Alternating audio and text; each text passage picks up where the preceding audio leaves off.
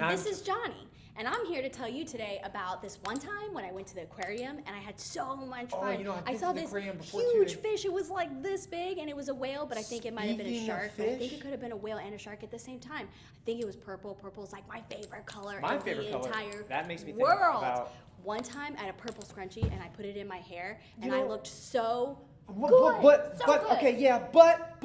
hold on. What's wrong? I'm trying to talk. You're freaking out. I'm trying to have a conversation. Calm down, Johnny. I want to engage in the conversation, but you keep talking. It's your turn. Okay. So anyway, like Leah said, well, as you can see, there's a lot of fun things and exciting things that we love to talk about with each other. But there are things that are difficult sometimes to talk about. And that's what we want to look at today, is how you can talk to people about God and about Jesus and about why that's important to you. But before we get into that, we want to worship.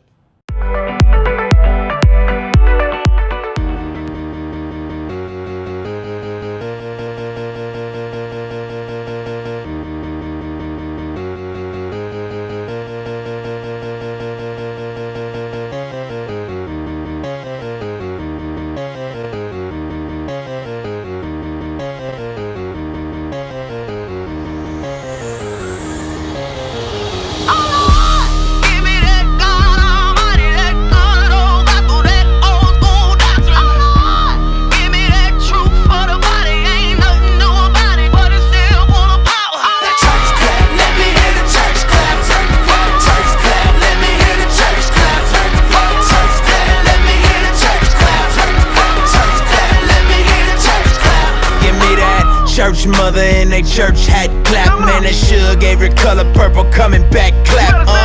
When that whole week beat you up and stress you, but you hear that organ playing and remind you of your blessings. And on another note, she just hit another note. Chills down my spine, got me crying, make me overload. You don't know about it though. Old school church hymns, deacons get the humming out of drum, I'm finna burst in. Lordy, Lordy, Lord. Can you hear me now? Church close, sweater, you don't care, you just get it now. Testify how we made martyrs out of these fathers and rose up all of his daughters to glorify him with thunder. Man, I swear Thomas Jones with her head did. Now it's flying everywhere, she don't care what her head did. She an egg, yeah, caught up in the egg, yeah. Probably why she clapping like Jesus just reappeared, yeah. Give me that God Almighty, that good old gospel, that old school doctrine. Give me that truth for the body, ain't nothing new about it, but it's still full of power. Church clap, let me hear the church clap. Church clap, let me hear the church clap. Church clap, let me hear the church clap. Church clap, let me hear the church clap. I wanna be the type of dude to get the Lord on his feet. I wanna do the type of shows that the Lord wanna see. What I mean, if I can make the whole church clap, but ain't a clap in the heavens, then that clap's just a clap, clap. For his son glorified, sin mortified. The Holy Spirit going word, that truth ain't watered down. It's sound doctrine, gets birthed in the common.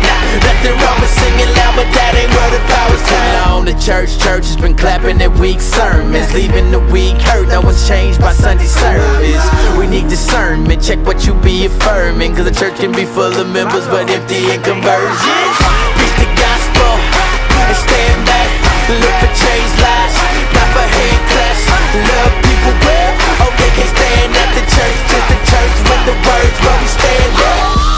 Give me that God Almighty, that good old gospel, that old school doctrine. Give me that truth for the body, ain't nothing new about it, but it's still full of power. Church clap, let me hear the church clap. Church clap, let me hear the church clap. Church clap, let me hear the church clap. Church clap, let me hear the church clap. Come on. Man, I love the church clap. Isn't that an awesome song? Well, we have an awesome game for you guys. And today we're going to really work on what it means to talk to each other. Now, using sidewalk chalk, or really, you can do this in your house. We're going to set up an obstacle course. And you're going to create it as elaborately or as long as you want. You can do walk the line, you can do frog jump, you can spin around, you can do hopscotch. There's so many things you could do. But you need to make sure that every person in the team gets to decide what they want to be in the obstacle course. So you're going to have to talk to each other and make sure you explain to each other what is happening in each section of the obstacle course. Be as creative as you want and have fun.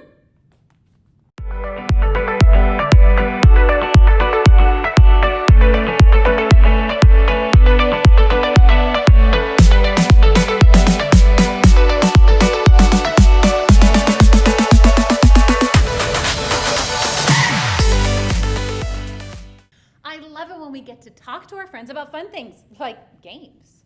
Yeah, and actually, you can even talk to your friends about Jesus. And today we're going to look at our Bible story from Kellen, and we're going to look at how Peter talked to all of his friends about who Jesus was.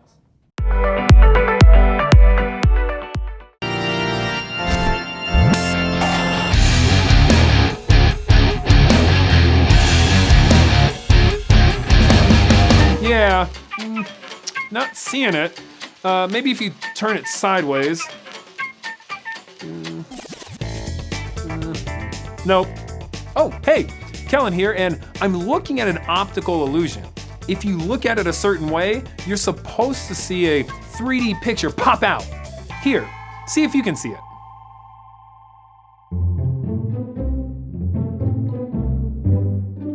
Do you see it? Hey, it's a dragon eating a donut. No, it's a baseball player using a rubber chicken as a bat. It's just a bird! A normal bird! Yeah, I still don't see it. Okay, but I also have this one here. This is cool. So the lines look like they're moving, but they're actually not. It's playing a trick on our eyes. The way these lines are put together gives them the illusion of movement. Crazy, right? We've been talking this week about taking a closer look at what's around us. When we're taking a closer look, maybe we can see things that we hadn't seen before. Or maybe we can see things in a new way. Our Bible story today is asking us to take a closer look into who Jesus is. We're in the book of Matthew, and when we pick up the story in chapter 16, Jesus has already been on the scene for a while. And people are wondering, who is this guy? He's doing miracles. He's feeding the poor. He's hanging out with all kinds of people the rest of the world look down on. He's teaching new things. Who is he exactly? So we read that Jesus was walking down the road and he asked his disciples, "Who do people say that I am?" His disciples turned to each other and they didn't answer for themselves. They told him what other people were saying. They told him, "Some say you're John the Baptist. Others say Elijah. Others say Jeremiah or one of the prophets." That's what the disciples said. But let's say you asked people today, who is Jesus? You would probably hear a lot of different things too.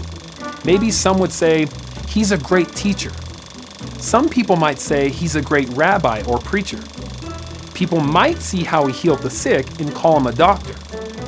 People might say Jesus is love, that he is the light of the world, that he is a shepherd for his people. People have a lot of different thoughts about who Jesus is. But let's go back to the story now.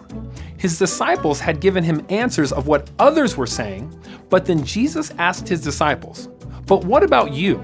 Who do you say I am?" I wonder if the disciples were scared here. They were put on the spot. Maybe they didn't know exactly who Jesus is, or maybe they didn't want to say what they thought. But here, Jesus was asking them point blank, "Who do you say that I am?" They had to answer for themselves. But then, after a moment, Peter spoke up.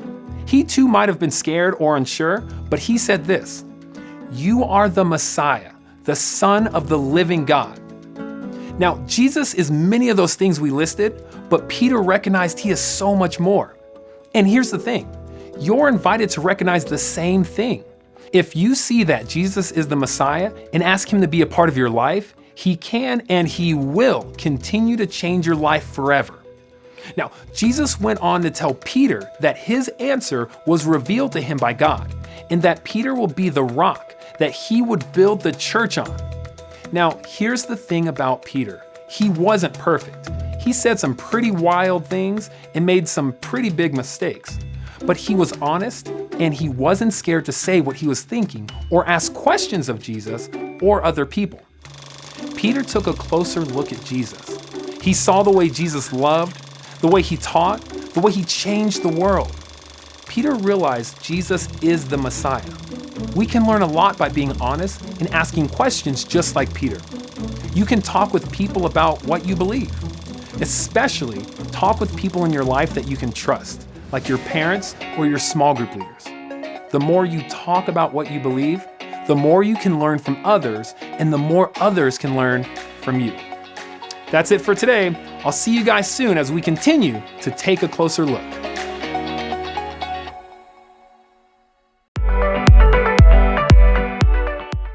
There are plenty of things that you can do with your voice. Some things include whispering very quietly. Or you can talk really loud, because when you scream and you're loud, people listen and they can hear you. You can make music by whistling.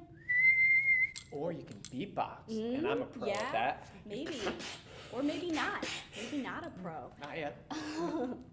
You can change how quickly you speak. You can talk really slowly. Or, like earlier, you can talk as fast as possible and try to get as many words in a sentence as you possibly can. And a lot of people like to do that, and then you have to try to slow it down to listen. Yeah, or you can talk normal. That's what people mostly do. Oh, yeah. Oh, they did. This past week, Peter chose to use his voice to do something very unique. He decided that he was going to tell his friends who Jesus was, that Jesus was the Son of God. And you know, sometimes it can be a little frightening to stand up and tell people what you believe in, but you can be like Peter and be brave and stand tall and talk to them about Jesus. So this week going forward, I want you to choose to use your voice to tell your friends and family about Jesus and all the great things that he has done for you. So you know what? You have a great week, and we will see you next time.